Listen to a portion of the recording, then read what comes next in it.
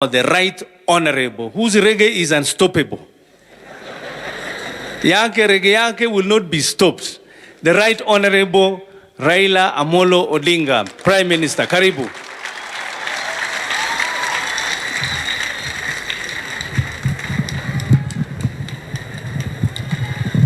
Haya. Your Excellency,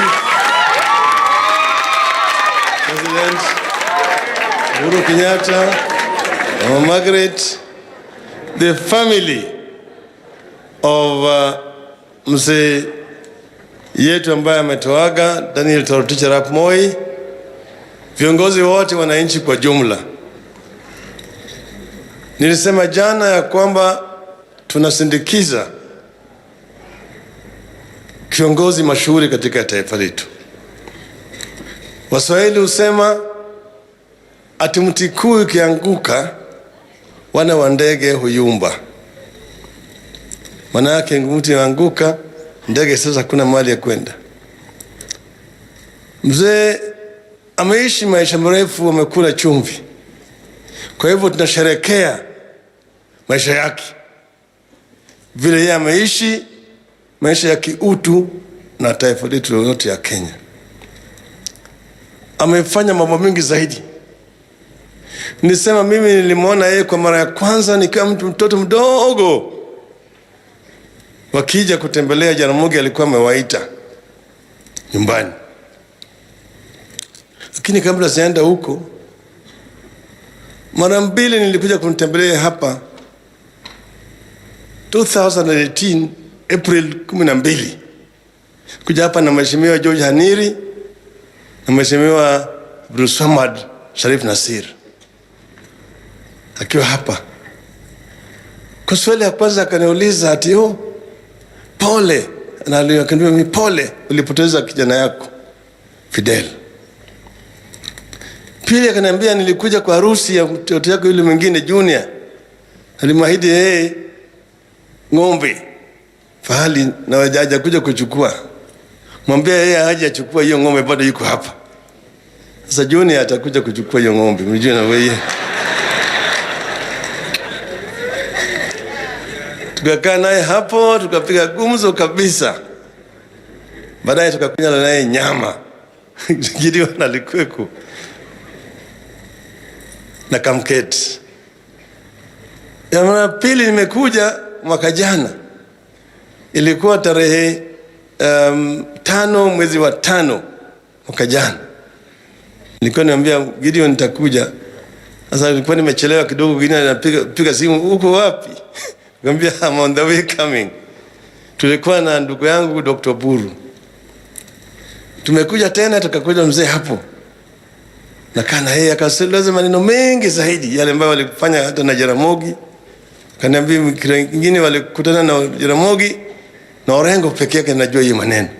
Kuna mtu mwingine kabla Jaramogi hajakufa. Sasa ile mara ya kwanza walikuja kule Bondo. Wakati huo walikuwa ni wabunge wa kwanza kuchaguliwa 8 katika ligi kuu. Sasa Jaramogi akawaleta pale wote na introduce kwa watu, akasema mambo mengi juu yao. Sasa mimi natakwambia nyinyi hii mambo ya tiga, ya jirafu. Na Jaramogi tena akaandika kwa kitabu yake. Na nilisoma jana. Akasema namna hii. Manake walikuwa kwanza ni mkutano kwa wananchi. We talked to the people of our first experiences in the legislature as their representatives. I said that the council was a huge forest with deep-rooted trees. We had tried to shake the trees, but they were firmly rooted. We needed unity and the wholehearted backing of the people to pull them out. I painted a word picture of each of my colleagues in the council. Muliro, I said, was a sailing boat whose next direction it was difficult for the settlers to assess. Ngala was a young hippo who hid from his father, but went secretly to measure his footprint to that of his father. And on the day that he was satisfied that his footprint was equal to that of the parent, he challenged the father to a duel. Mboya, I said, was a rabid black dog that barked furiously and beat all on his path, while Oguda was a black dog that barks seldom but beats dangerously.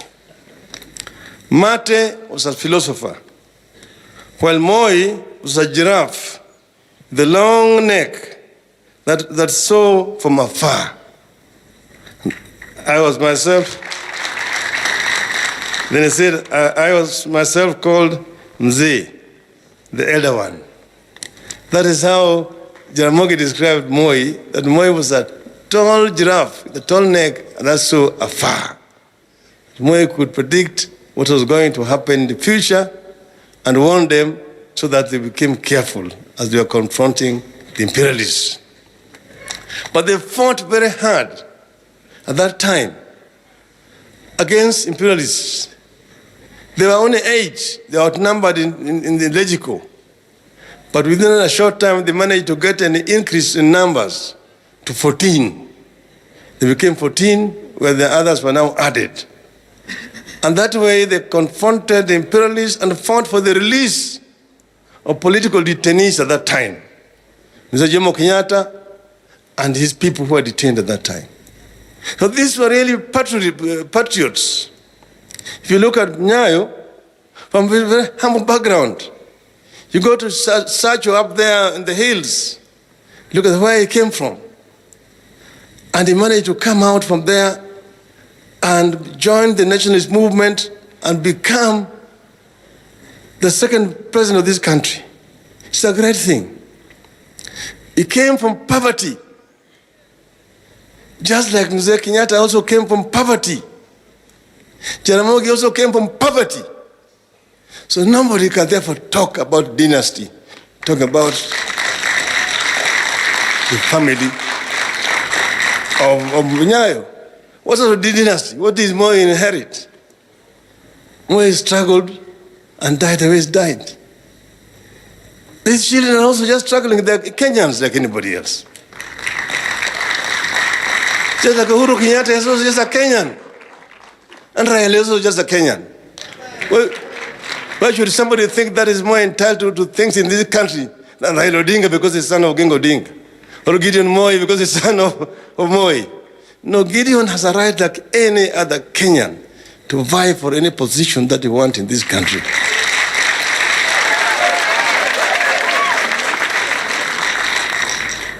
We celebrated Nyayo's life because it was a rich life.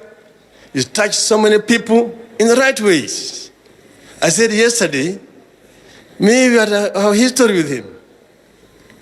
Love, hate. We eventually met, and we met here.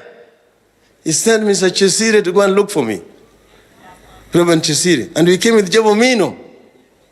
And we had a very long discussion here until we said we forgive each other. And we shook hands. That was the first handshake that I did here.